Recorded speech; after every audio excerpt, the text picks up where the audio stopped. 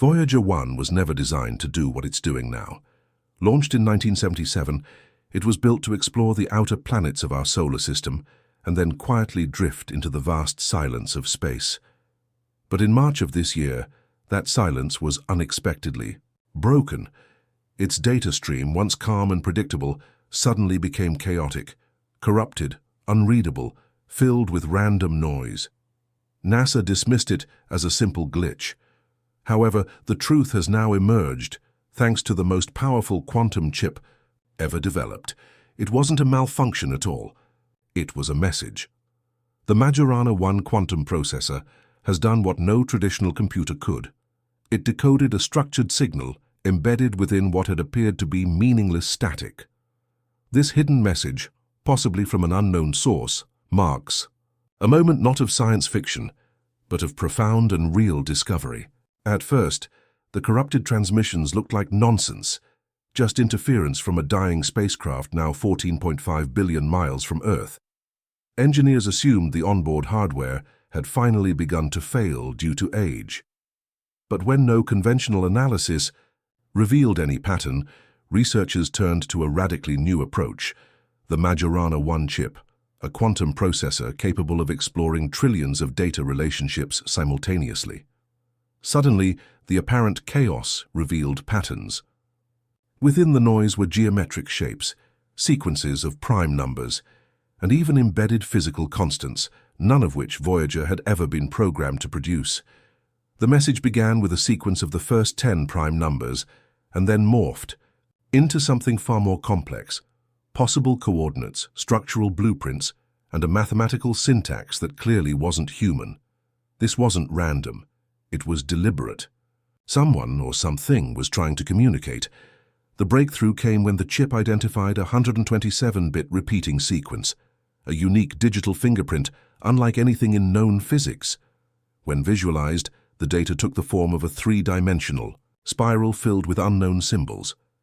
These symbols repeated with subtle variations, suggesting that they were adapting, even evolving. Among them were altered versions of fundamental constants, such as Planck's constant and the fine structure. Constant, slightly shifted from the values we know on Earth. These differences weren't errors. They followed a consistent logic. The quantum team now believes these may hint at entirely different physical laws, a framework not from our universe, but another. Here's the most unsettling part. Voyager doesn't have the computational capacity to generate this kind of content. And yet the message exists. This implies that someone or something is using Voyager as a relay. The scientific community is now split, with three main theories emerging.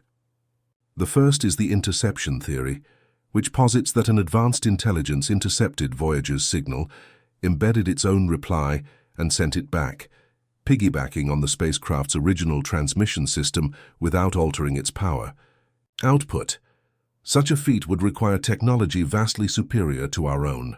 The second is the dormant code theory, suggesting that the message was somehow embedded in Voyager's systems from the start, designed to activate only once it reached interstellar space.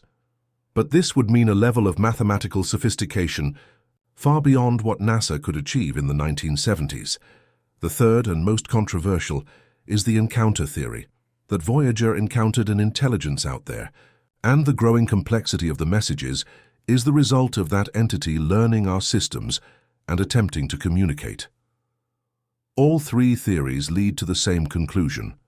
We are no longer alone. NASA's public response has been measured and vague.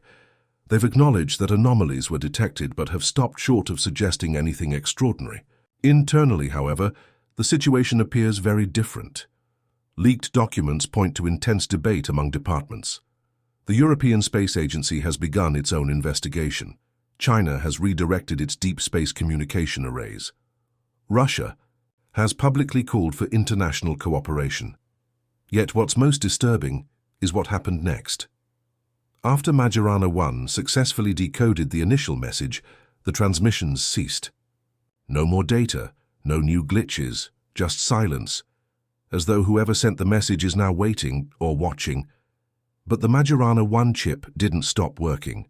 It began to loop recursively, refining the decoded patterns on its own, without receiving any new information. Engineers discovered something strange. The chip wasn't just analyzing, it was adapting. It was as if the message itself contained embedded instructions for learning. This sparked a new wave of concern. Was the message intended to be understood only by a quantum system? Had it triggered functions within the Majorana chip that its creators never anticipated? Some researchers believe the chip may now be constructing a model, not just of the message, but of the sender. In other words, the transmission may not be a mere communication, it could be software. And that software is now running. Once the main symbols were extracted, the quantum team made a stunning discovery.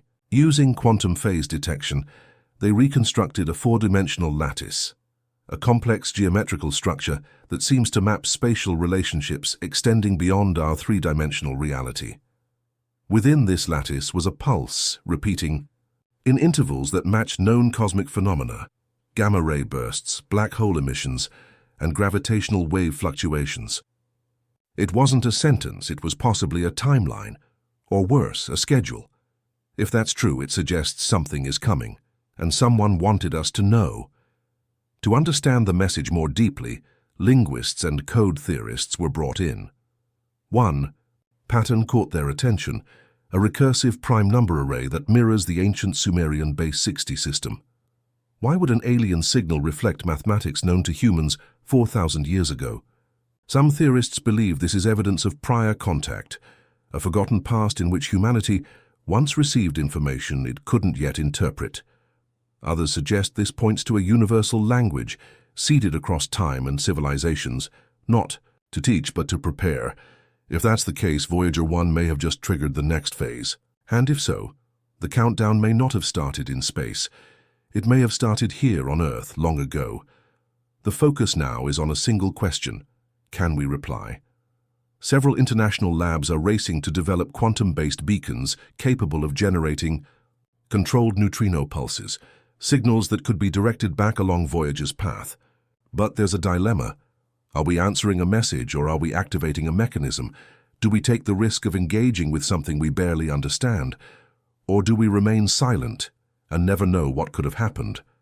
What's certain is that the Majorana 1 chip didn't just decode a signal, it opened a channel, and whatever is on the other end may already be listening.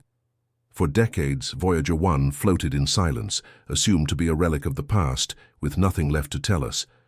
We believed its final act would be a whisper lost to the stars, but now we understand that the silence wasn't empty, it was encoded. It was waiting for us to evolve, waiting for a mind powerful enough not just to receive, but to understand. The Majorana 1 chip hasn't merely translated a signal, it has revealed a conversation, a dialogue written across space, time, and memory. The real question isn't who sent the message, it's why now. Was this a warning, a map, a key, or the first line of a dialogue that's been echoing across the cosmos for ages? One transmission has completely upended our understanding of deep space. And if this is just the beginning, then we may already have passed a point of no return.